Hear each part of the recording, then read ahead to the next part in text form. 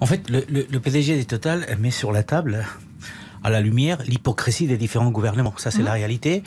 Mais il le dit chez vous, à RTL, devant tout le monde.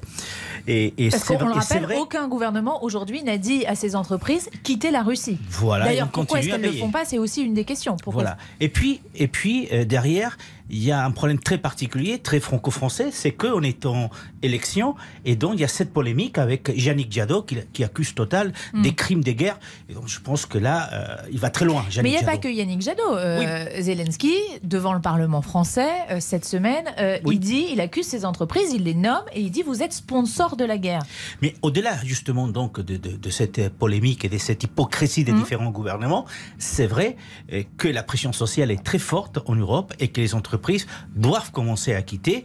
Les Espagnols n'ont pas les mêmes intérêts que les Français en Russie. Nous, on a Sarah, Inditex, qui vient de fermer il y a à peine une dizaine de jours 527 magasins en Russie. C'est 1 milliard d'euros de chiffre d'affaires tous les ans. Et ils ont été obligés, ils ont tenu tant qu'ils ont pu, mais ils ont été obligés de fermer parce que la pression populaire est très forte et effectivement, donc il est compréhensible qu'à un moment donné, on commence à sortir et qu'on parte. Juste dire que non, son message était très intéressant, mais surtout le fait qu'il ait nommé des entreprises. Vous avez passé tout à l'heure un syndicaliste de Auchan. J'étais un peu surpris quand il a dit cette différence entre la Russie et l'Ukraine. C'est différent, bon, parler. Mais ce qui m'inquiète le plus, c'est que j'ai peur que petit à petit, comme il a parlé devant les Anglais, devant les Américains, les Français, les Allemands. C'est contre-productif au bout d'un moment. À un moment donné, tout le monde veut son Zelensky à lui. Donc, il va falloir qu'il parle en Italie, en Espagne, au Portugal.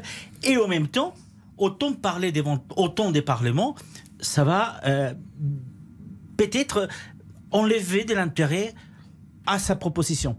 Ça affaiblit sa parole. Voilà. Et je me suis posé la question, il a parlé de Verdun. S'il parle devant le Parlement espagnol, je pense qu'il parlerait de Guernica, qui est le village martyr de la guerre civile espagnole qui a été détruit par les Allemands lors de cette guerre civile dans les années 30.